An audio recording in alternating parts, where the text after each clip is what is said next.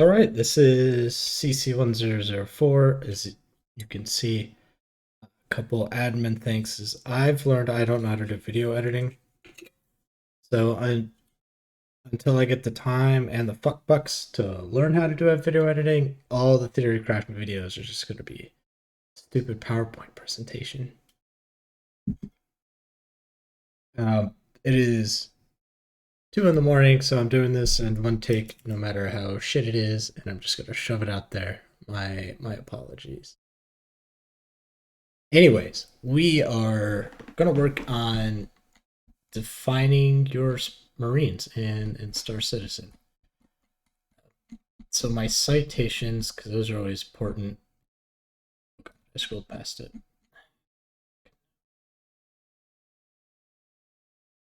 Comes primarily from a cooperative strategy for 21st century sea power, the Marine Corps operating concept, which I think is Marine Corps operating in 2017 that came out. The littoral operations in a contested environment concept, which that comes from, oh, no, I just saw it. Comes from Littoral Warfare by Dr. Milan Vego, professor at the Joint Military Operations at the Naval War College. And the last citation here is Littoral Operations in a Contested Environment. I said that. 2017.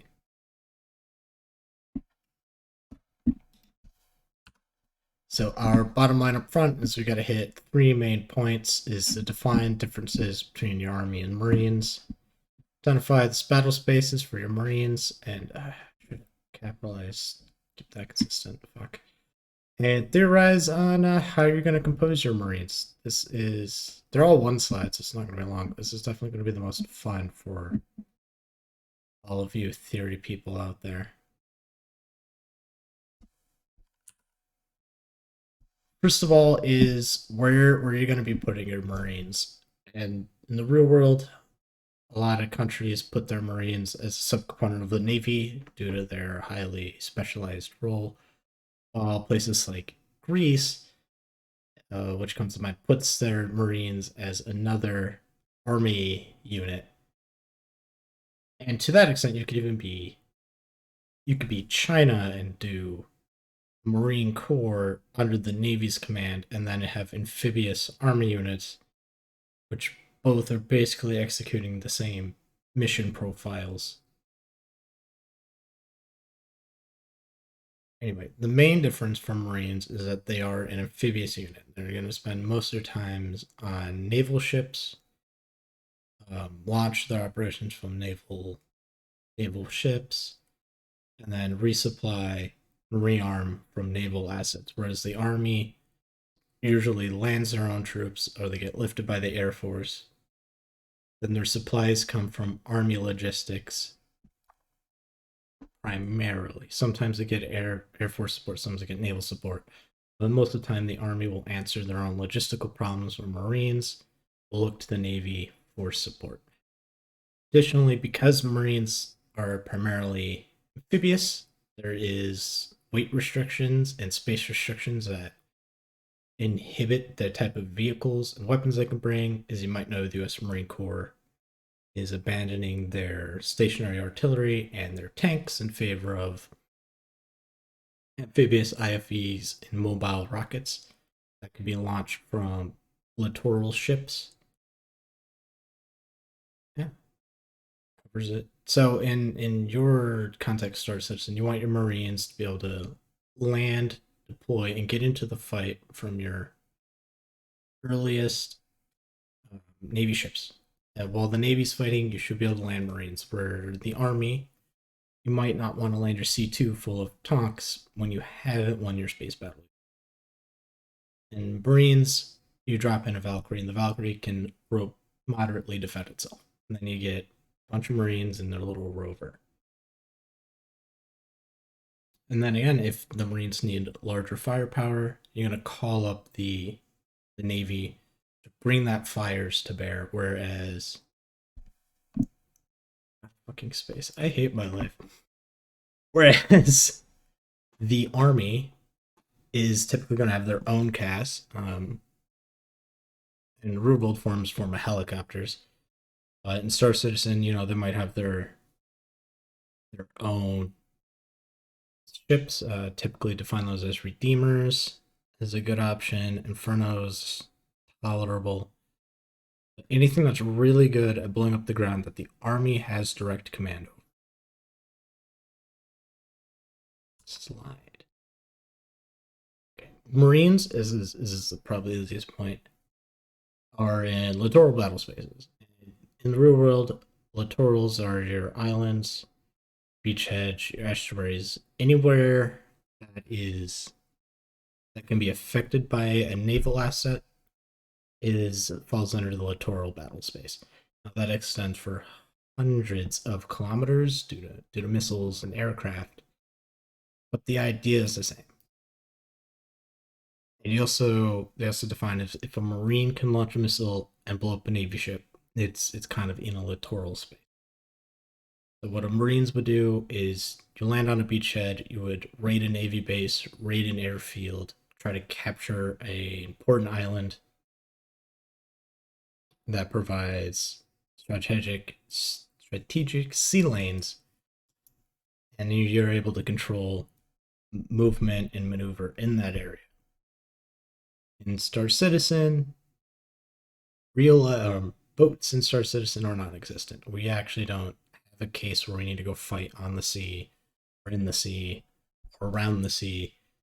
But if you would take the concept of sea and apply it to space like we do with naval nomenclature, then the littoral battle spaces become a little bit more evident.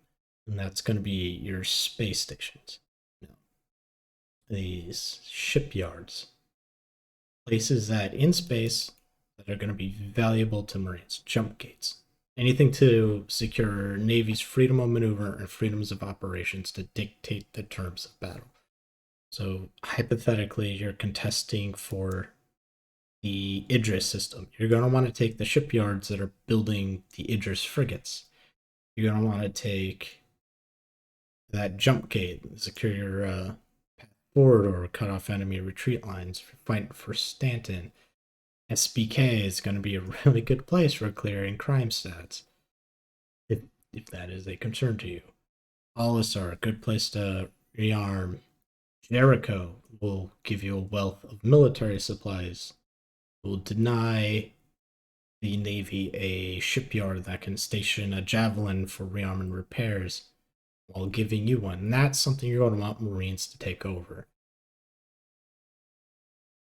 And you can see how the Navy's going to affect that battle space. They're going to dictate what ships get close to that battle station. They're going to dictate how if you can siege that station.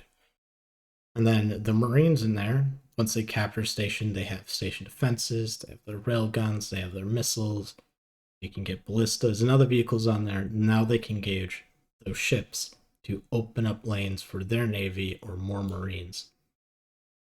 Additionally, beachheads, we're going to expand that from the term to not just mean beach, but any planetary surface that sees an initial landing of troops.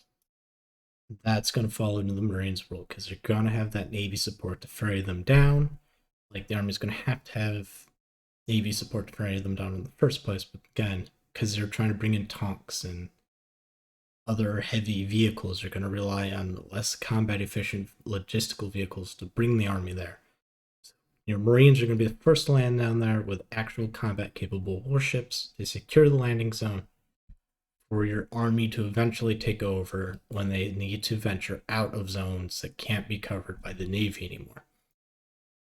Last point, Marines is your first line to defending your ships. That's obvious. If you lose the ship battle, the enemy's going to try to steal it. Marines are going to be there to shoot them, board another ship, and shoot that crew. Whereas your Navy crew is going to primarily be working on turrets, working on engineering, piloting these vehicles. You don't want to abandon those stations just to defend against borders. You can if needed, but you want to have a contingent of Marines in those situations. Then slide. For our last slide, Marine composition isn't necessarily just going to be Marines anymore. How you define your squad, how many assault rifles, how many squad automatic weapons, how many anti-vehicle weapons, what kind of armor they get, that's completely up to you, up to your logistics, and up to your needs. And honestly, if your enemy has an automatic weapon and you have an automatic weapon, they basically eliminate each other. You could argue which one's better, but more or less they're countering each other. So as long as you have a capability that your enemy has, you're good. But where you want to look at with Marines is finding functional battle groups that support high Navy integration. Which is why out of the name of this document is again, the Littoral Operations Contested Environment, I have straight stolen their figure 2 for what a command structure will look like for a littoral group. As you can see, you have your Air Missile Defense Commander. This is, of course, Officer and Tactical Command. He's the one coordinating the battle. Composite Warfare Commander is moving all these joint forces. Then you have your Air and Missile Commander. And missile might not matter in this Star Citizen context.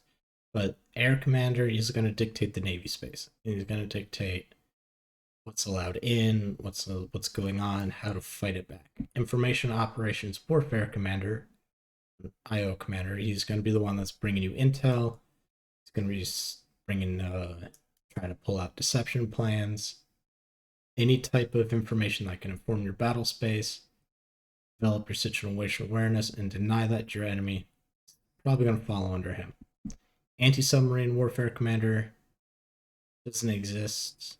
So far, we don't have a context right now where we have not a facsimile that we could extract current submarine warfare into Star Citizen. So you can just mentally scratch that out. Surface Warfare Commander, it's going to be all of your ships, all of your big ships. It's basically the same thing. How you're maneuvering your javelins, how you're maneuvering your hammerheads, how you're maneuvering your fighters.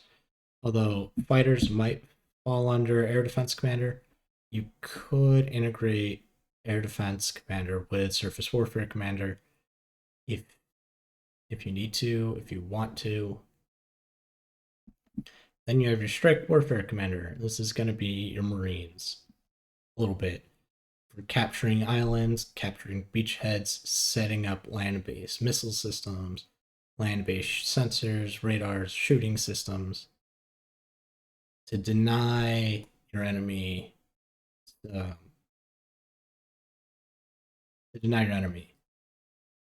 Navy assets and maneuverability and Marine assets and maneuverability. Expeditionary Warfare Commander, you could roll that into a Strike Warfare Commander.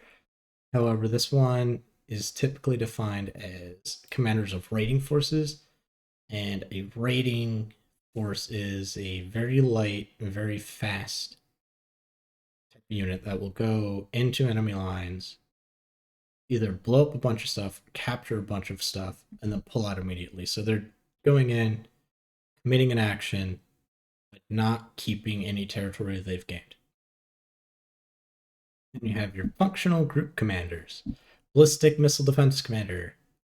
You might not need this if you want someone to focus on torpedoes.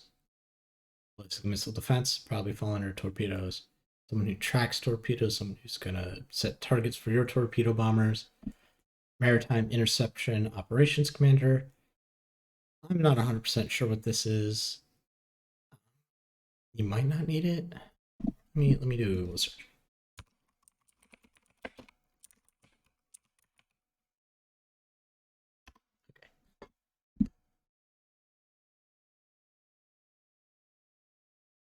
Okay, maritime interception operations are naval operations aimed to delay, disrupt, and destroy enemy forces. In route. Okay, yeah, you definitely need this. As you are, you're going to need a maritime interception operations commander. and the forces underneath it. So this is basically at its core, the guy who does a spoiling attack. You see your enemies forming up for an attack, he's going to take the initiative and try to cause enough damage that your enemy can't do that attack. If you're in a sustained battle, he's going to try to penetrate enemy lines, hit logistics, destroy command centers, anything that disrupts that fight. I would 100% say have this man be there, have that be a dedicated person. Screen Commander, he's someone who's going to send out light forces, light ships.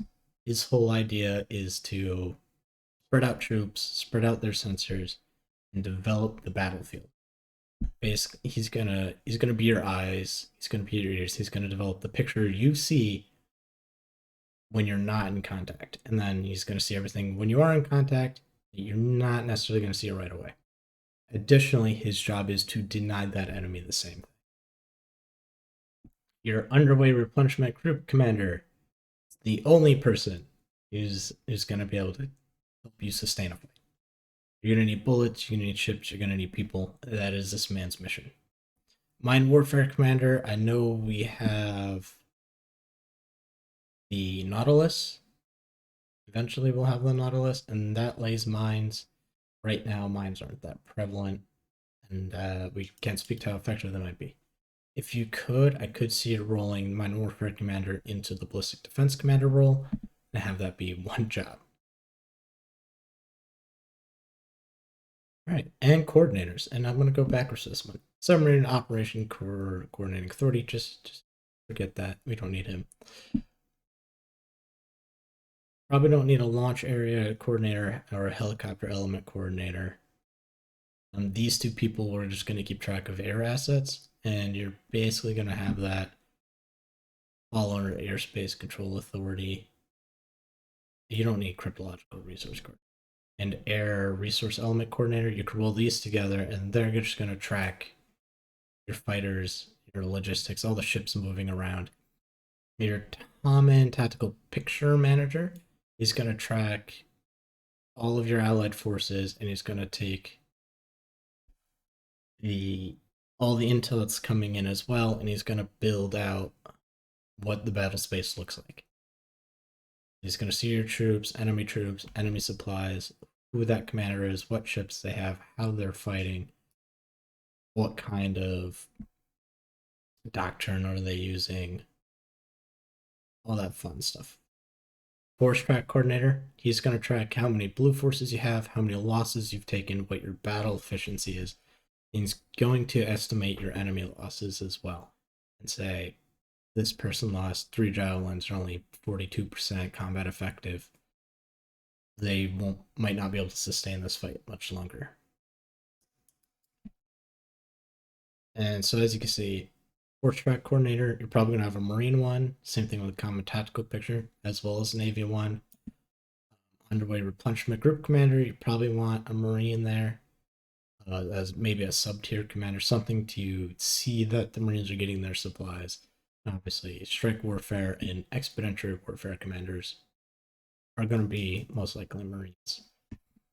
The Marines, again, and their job is to land, put up shooters and sensors, and integrate that with the Navy.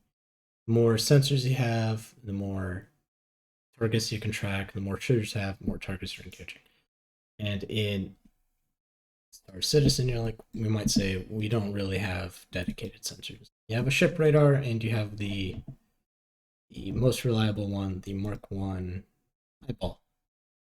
And just having people there observing the battle space is going to help you a lot. Keep your tactical picture, keep your understanding of the battle space, being able to more effectively combat the enemy. There's one big thing Marines do. Let me find it in my notes.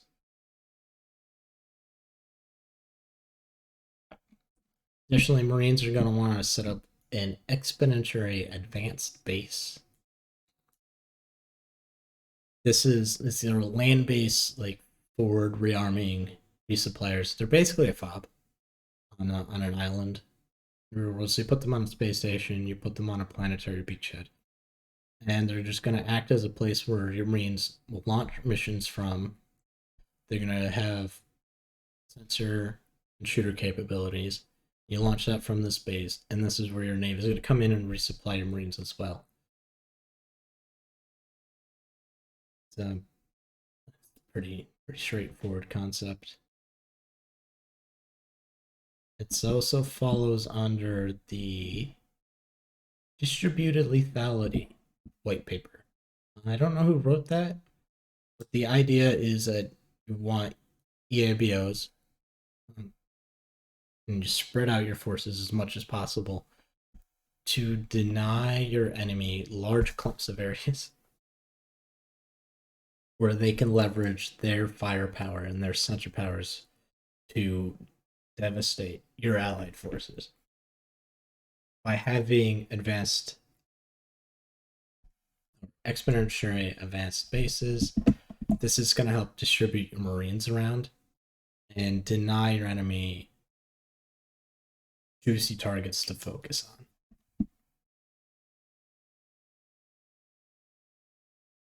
So in control and in summary, you're going to want to define your Marines based on the role that they play integrating with your Navy. And when you're building out your Marine force, build it as a way that complements the Navy, way that then the Navy complements each other with sensor integrations, with weapons and shooter integration, so that they're mutually fighting the same battle.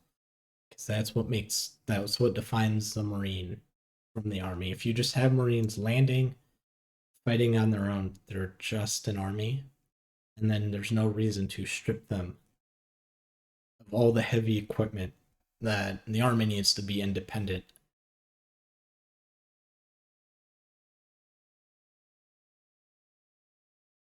Well, yeah, that's this brief.